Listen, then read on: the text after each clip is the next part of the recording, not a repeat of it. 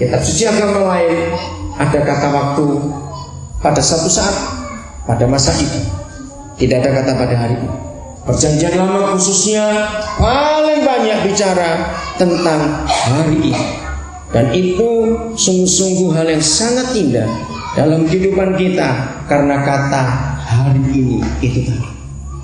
Kita kembali ke Efesus pasal 5 ayat yang ke-16. Pergunakanlah dan pergunakanlah apa? Ayo apa? Waktu yang ada. Terjemahan dalam bahasa Indonesia kurang tepat. Yang betul adalah belilah waktu yang ada. Itu kata yang betul. Beli atau tebus waktu yang ada. Karena hari-hari ini adalah jahat. Saudara, orang yang bijaksana itu bukan orang yang bisa menggunakan uang atau mobilnya atau barang-barangnya dengan baik, tidak. Kalau Musa tadi menuliskan dalam pasal 19 ayat 12 bahwa orang yang bijaksana adalah orang yang bisa menghitung hari-hari hidupnya, ternyata itu yang diakui oleh dunia. Orang yang bijaksana adalah orang yang bisa mempergunakan waktu hidupnya sebaik-baiknya. Katakan amin. Saudara, kita sudah hampir masuk tahun yang ke-13 di Nabire dalam pelayanan ini. Dalam 12 tahun sudah lewat ini, dalam perjalanan kita melihat penyertaan Tuhan yang luar biasa. Semuanya itu karena waktu. Kalau tidak ada waktu, kita nggak bisa begini.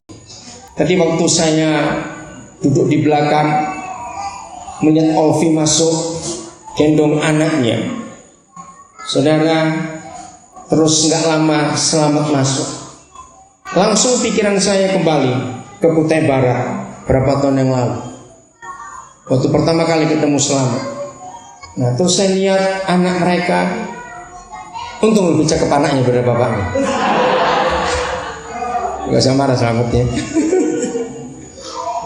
Mengapa ada sekecil sampai hari ini? Karena ada waktu yang sudah dilewati. Betul nggak? Saya tadi melihat anak-anak yang ada di sini. Di antara kita semuanya yang datang ke Nabire bersama-sama tahun 94 yang lalu, maka Mira adalah generasi pertama yang lahir di antara kita. Mira umur berapa sekarang ini? Siapa tahu Mira umur berapa? Berapa? 12. Mira adalah generasi pertama. Setelah Mira, anak kedua siapa ya? Oh ya, Gwen. Iya, anaknya Yongki. Dan baru yang lain. Saudara, perhatikan anak-anak itu. Roh Kudus tolong kami supaya setiap kami, khususnya yang sudah jadi orang tua, kami bisa mengerti ini baik-baik dalam nama Yesus. Kalau saudara lihat anak-anak itu, saudara renungkan bahwa investasi saudara sebagai orang tua yang paling besar untuk anak-anak itu bukan makanan, pakaian yang saudara berikan untuk mereka, tapi investasi yang terbesar dalam hidup saudara untuk anak-anak itu adalah waktu saudara dengan mereka. Ya atau tidak? Renungkan. Orang tua, khususnya ayah biasanya, kalau mama jarang, yang pernah meninggalkan anaknya karena kewajiban atau tanggung jawab, nggak usah bilang setahun, 2 minggu saudara pergi tidak ketemu anak, lalu pulang lagi, saudara pasti melihat ada pertumbuhan dalam hidup anak itu. Yang pernah pergi meninggalkan anak, betul tidak? Saudara suka renungkan ini. Jadi investasi yang terbaik buat anak-anak itu bukan uang, bukan makanan atau pakaian yang saudara berikan, tapi waktu saudara dengan mereka, itu investasi yang terbaik. Betul? Karena mereka itu belajar, dan itu luar biasa. Tuhan kita. Dr. Gibson, kapan ketemu anakmu lagi? Jangan lama-lama. Mau ngajak ke sini cepat. Waktu itu sungguh luar biasa, saudara. Tadi Aldo datang dengan Michael di belakang. Dan opa, doakan saya, leher saya sakit. Saya doakan Aldo, Michael di belakang. Lalu saya doakan mereka berdua. Saudara, investasi kita untuk anak-anak kita ada di dalam waktu, bukan dalam hal apa.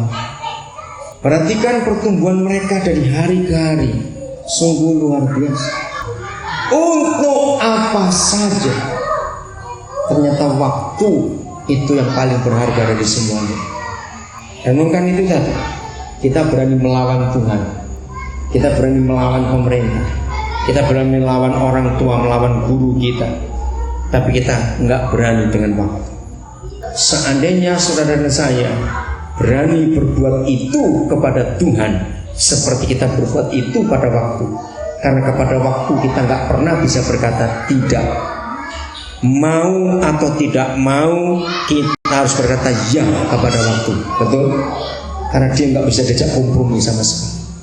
Anak-anak, para pelajar, saya selalu mengatakan pada anak-anak muda di banyak tempat, kalau kalian bisa bersahabat dengan waktu, kalian sukses. Betul? Jadikan waktu sahabat kalian. Jadikan waktu itu teman. Baik-baikin dia, supaya dia baik juga kepada saudara. Kalau saudara nggak baik dengan dia, dia pun nggak baik dengan saudara. Artinya waktu habis, sadarnya, sudah jam sekian, terlambat, nggak bisa kembali lagi. Maka itu begitu bangun pagi, langsung merencana, ajak waktu duduk bersama saudara dan ajak dia ngomong, mau apa dulu sekarang, terus bagaimana. Yang biasa lama-lama di tempat tidur bertobat hari ini. Begitu sudah melek, langsung bangun, cepat diskusi dengan waktu. Maunya apa sekarang? Apa mesti kita kerjakan? Ajak dia bersahabat, amin. Karena waktu itu akan menolong kita. Bahkan saya belajar pertolongan Tuhan pun itu nyata di dalam waktu. Semuanya terletak karena waktu itu. Jadi untuk apa saja, saudara, waktu itu akan terus berjalan dan dia akan memberkati kita. Karena Yesus Tuhan ada di sini dalam segala hal untuk hidup ini. Dan itu sungguh menyenangkan. Orang yang bisa hidup bersama waktu, berjalan bersama waktu, kerjasama dengan waktu, orang yang bisa kompromi dengan waktu, mengikuti waktu, saya jamin tanpa Tuhan pun orang itu bisa sukses. Karena itu hukum yang Tuhan tetapkan untuk waktu. Jadi kalau kita tidak hidup dengan seksama, perhatikanlah dengan seksama bagaimana kamu hidup. Kita jadi orang paling malang, orang paling celaka di dunia ini. Karena kita membuang waktu. Yang hadir dari Senin, ingat kesaksian Pak Harto. Untuk S1 dia pindah 4 kampus, hebat sekali. Saudara, itu kesaksian jujur. Nah, dalam Mazmur 90 itu sebenarnya hal yang sama. Mengapa Tuhan memasukkan doa Musa sebagai firman Tuhan? Karena Musa sadar bahwa dia gagal dengan waktu. Seharusnya umur 40 dia sudah bisa menyelesaikan pekerjaan Tuhan. Betul tidak? Tapi karena dia menggunakan kekuatannya, dia ingin cepat sedikit ke depan, dengan harapan kalau aku tinju orang Mesir ini, maka aku akan dihargai oleh orang Israel. Dia salah perhitungan. Akhirnya gara-gara pukulan yang telat itu, dia tambah 80 semester lagi. Bisa bayangkan. Maka itu dia nulis doa itu, ajarilah kami menghitung hari-hari kami sedemikian, supaya kami beroleh hati yang bijaksana. Karena dia pernah kalah, gagal dengan waktu. Tapi kita lihat Yusuf, beda lagi. Secara logika 13 tahun Yusuf di Mesir itu waktunya terbuang sia-sia.